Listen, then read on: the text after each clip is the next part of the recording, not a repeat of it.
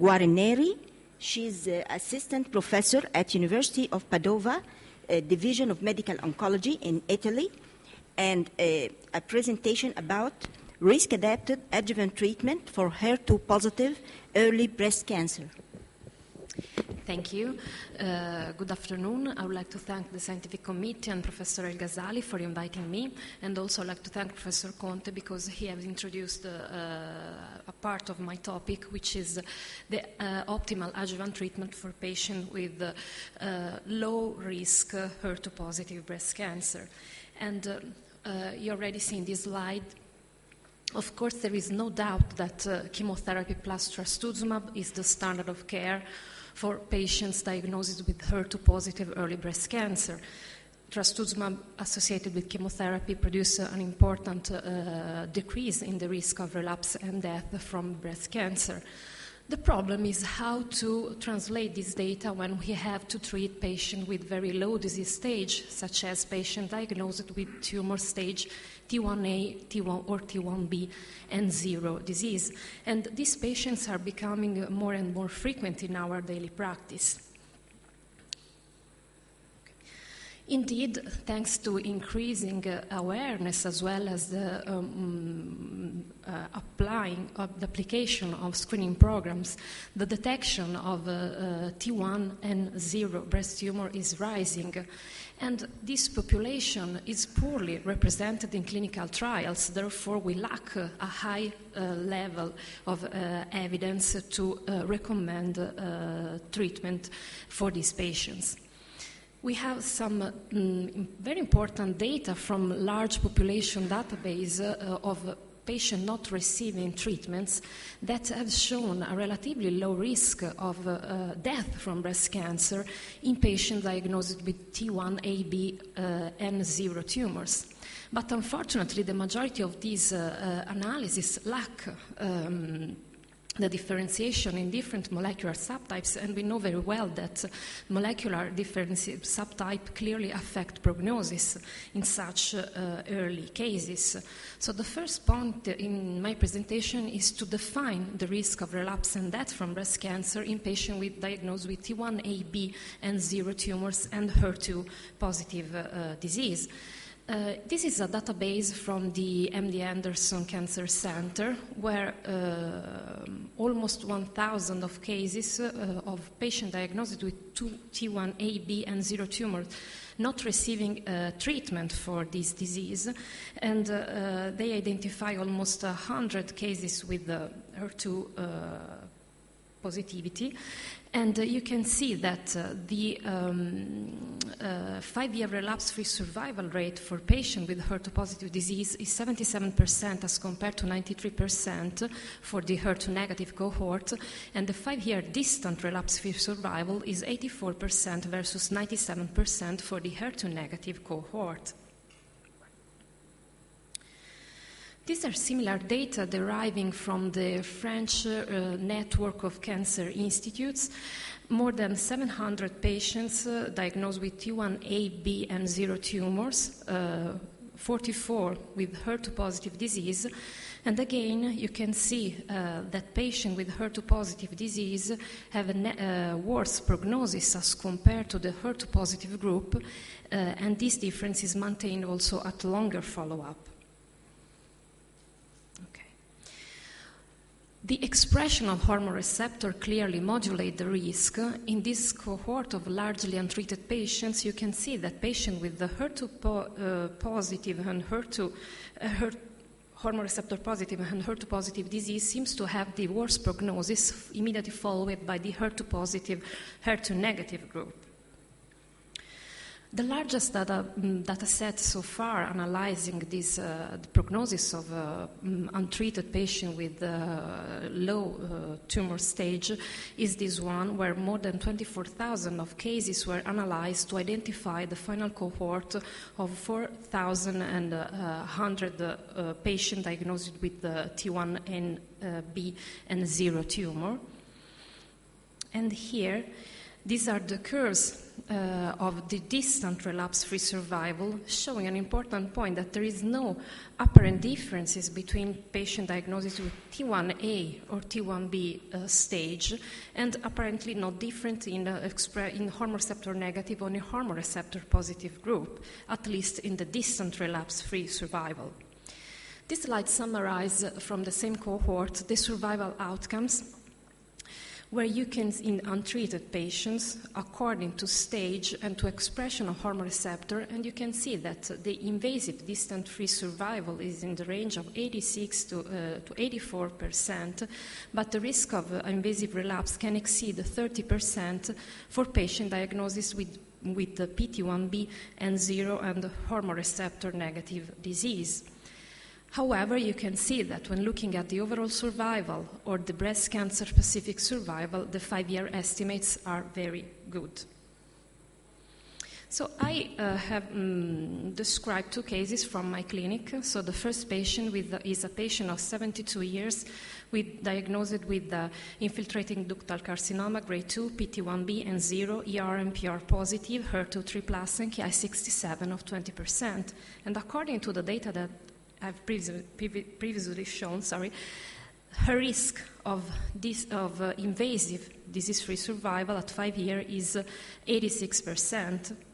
The other patient is a 39 years old, grade 3, PT1A and 0 disease, ER and PGR absent, HER2 positive, Ki67 30%. The estimation for her 5-year invasive disease-free survival is 84%. So to me, both these risks justify to discuss offering adjuvant chemotherapy plus trastuzumab.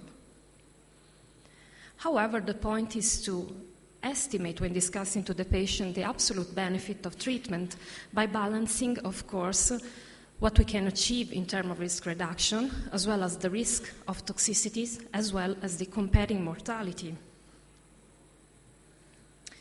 And going back to the data clearly shown the survival benefit for the combination of trastuzumab and chemotherapy, we have to remind that these studies largely include patients with high-risk disease. For instance, when we look at BIT31 and PAX04, only those patients with not positive disease were included in this trial. The other trials include the patient with not positive disease or not negative high risk, which means T stage larger than 1 centimeter, or not negative and T stage larger than 2 centimeters for hormone receptor positive patients, or T larger than 1 centimeter for hormone receptor negative patients. The only study including also a tumor less than 1 centimeter and not negative was the BCIRG 006. However, overall, less than 20% of the patients had not negative disease in this trial, and patients diagnosed with T1A/B and 0 disease were virtually absent from these registration trials. However, when looking at the treatment benefit according to stage and according to nodal status, there was no sign of differential treatment benefit according to these characteristics. For instance, these are the data from the ERA trial showing the same benefit. These results are clearly very consistent when looking at a population with node negative or 1 to 3 positive nodes or more than 4 positive nodes, as well according to T stage. Same results were observed in the analysis in the subgroup analysis of the BCIRG 006 study, and similar findings were from the joint analysis of the B31 and N9831 studies. This study described the time trends in the use of chemotherapy in patients with diagnosis with T1A, B, and 0 tumors. And when you look at the first column, you see that in the decade from 20 to 29, very few patients diagnosed with the hormone receptor positive and HER2 negative disease are offered chemotherapy, adjuvant chemotherapy. But when looking at the other subtypes, you can see an increase in the use of chemotherapy over the last decade in triple-negative T1A disease and in the HER2-positive disease, respectively, from the expression of hormone receptor, possibly as a consequence of the increased awareness of the prognostic adverse effect of having a HER2-positive or triple-negative disease, and also with the availability of adjuvant trastuzumab. And this is a meta-analysis of retrospective studies evaluating the role of offering trastuzumab in HER2-positive patients versus no treatment. And the meta-analysis clearly favors trastuzumab-treated patients.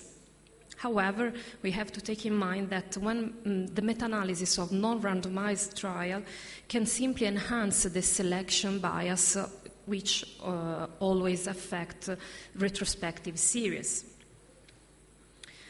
The other point is, of course, to consider the toxicities. These are the data from the meta-analysis of adjuvant trastuzumab trials showing that the risk of a severe cardiac toxicity, this is congestive heart failure, the risk ratio is 5.11 for patients receiving trastuzumab as compared to patients not receiving trastuzumab. And another point is that cardiac toxicity in the general population is always higher than that observed in clinical trials, possibly because our patients are generally older, are generally with more comorbidities as compared to very selected patients that routinely enter clinical trials. This is an analysis conducted through the SEER database and the Texas Cancer Registry, analyzing the patient diagnosed over 65 years of age, between 25 to 29, to 2005 and 2009, showing that, of course, patient receiving trastuzumab has a higher risk of developing severe cardiac failure as compared to patients not receiving trastuzumab, but it's important to highlight that even those patients not receiving trastuzumab has a certain risk of developing cardiac events. And the other point is, of course, to take in mind the competing mortality causes.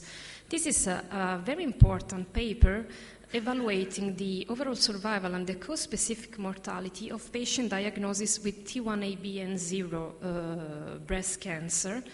And you can see that only in panel A, for patients aged less than 50 and with ER-negative disease, the breast cancer death exceeds death from other causes, which is the yellow line. But in the other subgroups, so young patient but with low-risk disease, so here positive tumor, breast cancer death and other causes of death are very similar.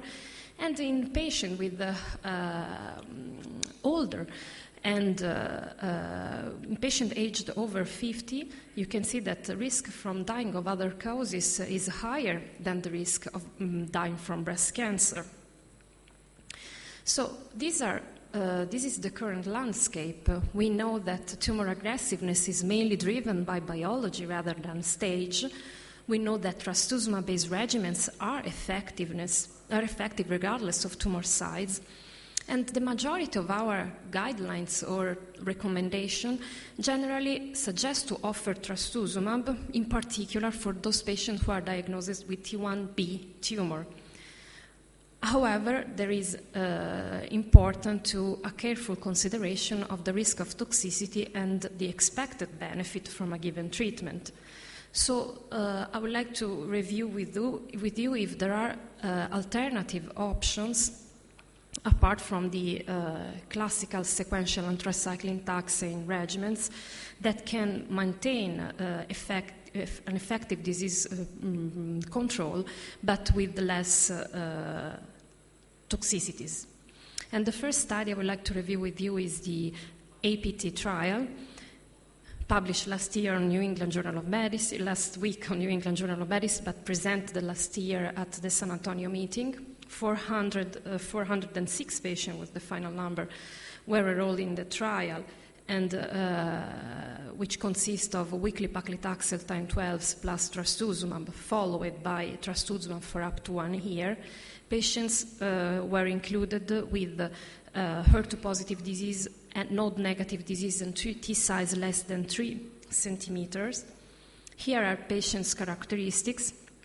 You can see that almost half of the patients were diagnosed with the stage T1, A, or B, and there were few patients with T1 micro-invasive disease, and 0. 76% of the patients with hormone receptor positivity. At 5-year follow-up, 12 events. You can see here local recurrence, only 2 distant events, 2 non-breast cancer-related deaths. These are the events observed out of 406 patients enrolled, and this is the disease-free survival curve, where you can see 3-year disease-free survival rate of 98.7%, no difference according to disease stage, so T higher than 1 centimeter or T less than 1 centimeter, and according to hormone receptor. Toxicity, very mild, very few grade 3 toxicity, and only 2 episodes of congestive heart failure. So with a median follow-up of 4 years, the EPT trial has shown a 3-year disease-free survival rate of 98.7%, 2 cases only of congestive heart failure. Of course, we have to acknowledge the limitation of this study, which is the lack of comparison, but a randomized trial comparing trastuzumab versus no trastuzumab maybe is no longer feasible, given the evidence of trastuzumab benefit, and of course, slight limited follow-up, in particular because of population which is enriched in hormone receptor positive tumors, which can relapse later on. The other trial is the explored the role of adjuvant docetaxel cyclophosphamide for 4 cycles only for patients with early HER2-positive disease, and again, similar disease-free survival curves at a median follow-up of 36 months, 2-year disease-free survival on 97.8%, and the 2-year overall survival, which exceeds 99%. So in conclusion, of course, we lack high-quality data to suggest the optimal recommendation for adjuvant treatment of a patient with PT1, AB, and 0 tumor. It is very important, a critical review of which are the potential side effects, and the big lack is the absence of data exploring the role of adjuvant hormonal therapy plus trastuzumab or trastuzumab single agent in patients with very low disease stage. Thank you for your attention. Thank you, Professor Valentina, for this wonderful lecture and for sticking to your time. May I introduce the next speaker, Professor James Rubin. He is a professor in the Department of Hematology Research, the University of Texas MD Anderson Cancer Center. And the title will be Circulating Plasma Tumor DNA as Biomarkers for Therapy, the Liquid Biopsy, Where We Are. Thank you very much for inviting me, Chairman, and organizers of the committee. Today I'd like to present to you how a new diagnostic test is being used